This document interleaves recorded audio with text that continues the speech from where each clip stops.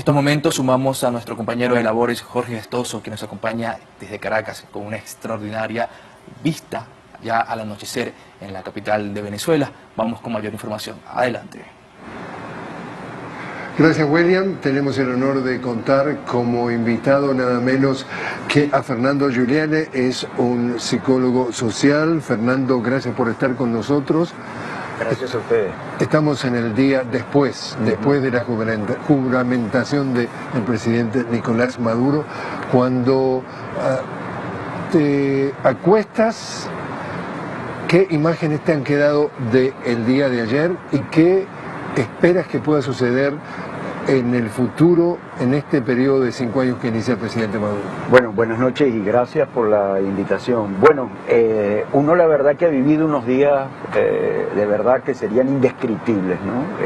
Cuando uno se acuesta, como tú bien dices, son muchas imágenes, muchas sensaciones, pero fundamentalmente yo subrayaría, apoyando lo que dijo el presidente hoy en la clausura del Festival Antifascista, fue un día síntesis.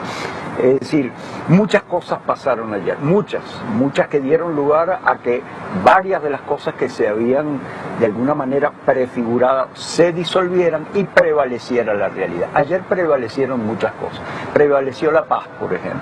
A esto hay que remontarse, Jorge, al 28 de julio, muy rápidamente. El día de la elección presidencial. Exactamente, como de una manera absurda, decimos absurda porque es una sinrazón, mucho más visto hoy a la distancia, se le pide a un país, a una institución, a un Estado, que muestre unas pruebas, se cuestione una elección, todo por vía comunicacional. Es bueno para quienes nos ven afuera que en Venezuela nadie impugnó los resultados de la elección, fue todo un elemento comunicacional.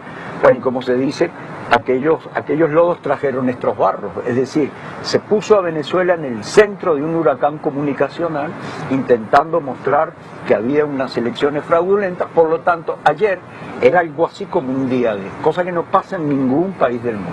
Pero Venezuela es un país bajo asedio, es decir, es un país que está en disputa, y ayer era como ese escenario que se había montado. ¿Qué va a pasar en Venezuela? Bueno, quienes apostaron a la guerra, quienes apostaron a la violencia, quienes apostaron al golpe de Estado, quienes apostaron a la sublevación, quienes apostaron a la intervención extranjera, todo eso, Jorge, quedó derrumbado ante la contundencia de la realidad. Hay que decir, para la gente que nos ve de afuera también, ayer salieron a la calle cientos de miles, millones diría yo, en todo el territorio venezolano. En Caracas vivimos unas movilizaciones extraordinarias, pero no solamente en su número, en el clima que se vivió ayer. Hay que ver lo que significa la alegría, la convicción con la cual la gente salió ayer a demostrar su apoyo al presidente constitucional y al proceso, y así vivimos todo el día de ayer. Se marchó, Jorge, sin que aquí hubiera una vidriera rota, sin que nadie fuera a buscar a un opositor o a un dirigente opositor a su casa, ni a meterse con su propiedad.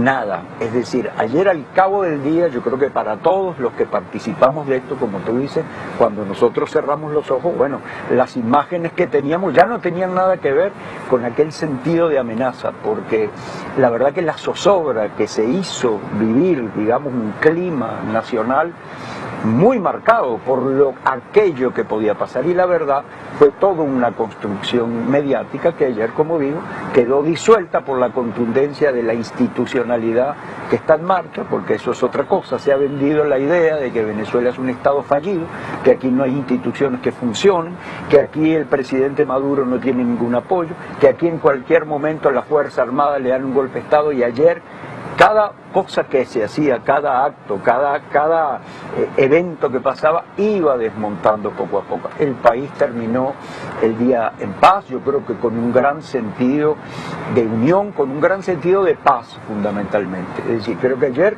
los venezolanos todos finalmente nos fuimos a la cama, no solamente respirando aliviados, creo que también con una alta dosis de optimismo, bueno, porque aún en el medio del asedio que tenemos, Venezuela es un país con un Estado sólido y con un gran pueblo además, que tiene una profunda convicción, y lo que tiene es deseo de convivir, los deseos de trabajar y los deseos de echar hacia adelante el país. Y hoy se levanta con un reto Venezuela, que es implementar una reforma constitucional. Y dice el presidente Maduro en su discurso de asunción del mando que va a convocar a todas las fuerzas del pueblo a participar en la elaboración de un proyecto para ser sometido a la consideración popular, y allá dice para crear una opción distinta, nueva a la democracia. Acá estamos hablando de una democracia comunal. Dejamos de lado lo que ha sido una democracia partidista, que la califica de un fracaso, y quiere que el pueblo salga a participar activamente en el resto de la vida. Es una nueva etapa en la historia de la democracia de Venezuela la propuesta para los próximos 5 años. Así es.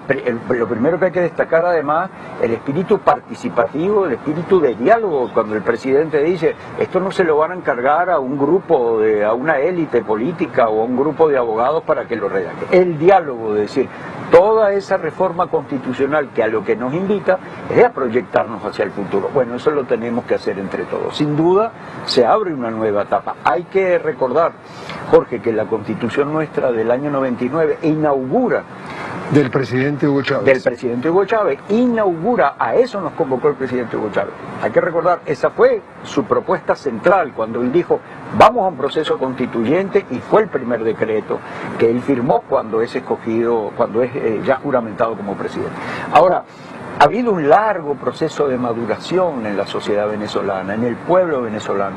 Es decir, vivir la democracia directa y la democracia participativa, yo no lo voy a hablar desde el punto de vista de las ciencias políticas, digamos, vamos a hablarlo desde la perspectiva psicosocial. Implica un sujeto, Jorge, consciente, un sujeto activo, un sujeto dispuesto a asumir el protagonismo en la vida cotidiana. La democracia es una forma de estar en la vida. La democracia no es eso que nos han vendido, simplemente usted vaya y vote cada 5 años, entonces somos demócratas por eso. No, no. La democracia es una forma de vivir en su comunidad, donde las cosas se dialogan, donde la gente se hace responsable. Ahora, eso tú no lo puedes inocular en una población.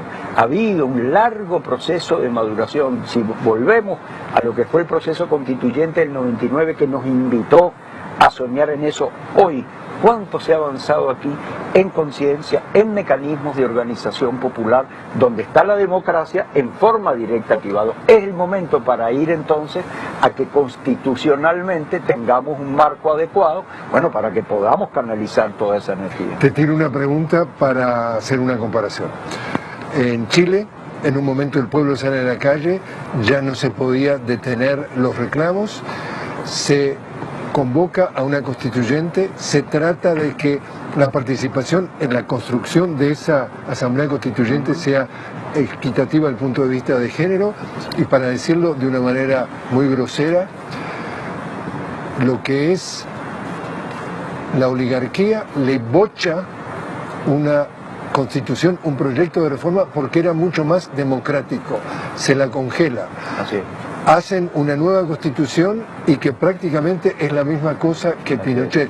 Prácticamente se ha congelado la voluntad popular. Chile.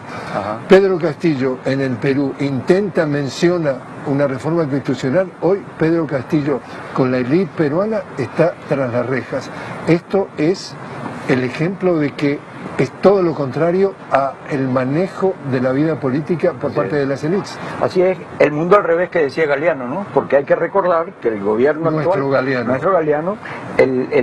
gobierno chileno actual y el gobierno peruano actual, sobre todo el gobierno peruano, es realmente irónico, acusando al gobierno de Nicolás Maduro de dictadura, etcétera, etcétera. Bueno, con todo el respeto al pueblo chileno en el esfuerzo que se hizo por este proceso constituyente, pero ahí están los resultados. Es decir, un proceso que intentó canalizar un malestar que había en la sociedad chilena, lo intentó canalizar por el liderazgo político y sin embargo fue conculcado, como tú bien señalas, bueno, por esas distintas fuerzas oligárquicas que al final terminan haciendo prevalecer la constitución de Pinochet. Aquí en Venezuela se hace el proceso constituyente donde se le da paso a la democracia participativa, y hoy lo que se quiere es radicalizar aún más la participación de la gente. Esto es llevar el poder a la gente, a la base.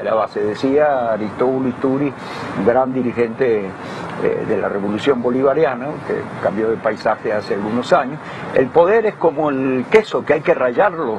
Cuanto más tú lo rayas, más poder está distribuido en la gente. En eso es lo que andamos aquí en Venezuela. Y lo paradójico, Jorge, entonces, que aquí lo que han intentado montar, esa matriz de que hay una dictadura a capricho de un dictador. El mundo al revés. El mundo al revés que planteaba Galeano. Es decir, venden la idea de que esta democracia de Chile con Pinochet es la democracia y la democracia peruana con Castillo tras la reja es la democracia, y esto...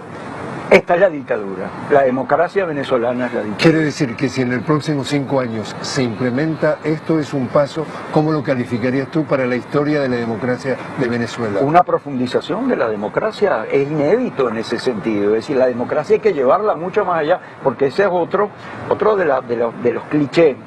Es decir, siempre se ha vendido, sobre todo en esta parte del mundo, que democracia y socialismo son opuestos, porque nos han vendido la idea del socialismo como un totalitarismo, etc. La democracia es la profundización del socialismo en muchísimos sentidos. Eso es lo que se quiere hacer aquí en Venezuela. En 5 años más, una vez que se dé cuenta de todo este proceso, nosotros vamos a poder mostrarle al mundo una democracia mucho más plena de lo que inclusive tenemos hoy, que ya es bastante. Es decir, hoy no hay programa social, no hay política pública en el Estado venezolano que no tenga al poder popular como protagonista. ¿Moleste a quien le moleste? Le duela a quien le duela, como se dice. Ojalá que no le duela, ni que más bien esto sea inspirador, sobre todo para los pueblos de nuestra América, ¿no? Fernando Giuliani, gracias por estar con nosotros. Gracias a ustedes. Estábamos conversando entonces con Fernando Giuliani, un psicólogo social. Ahora regresamos contigo, William.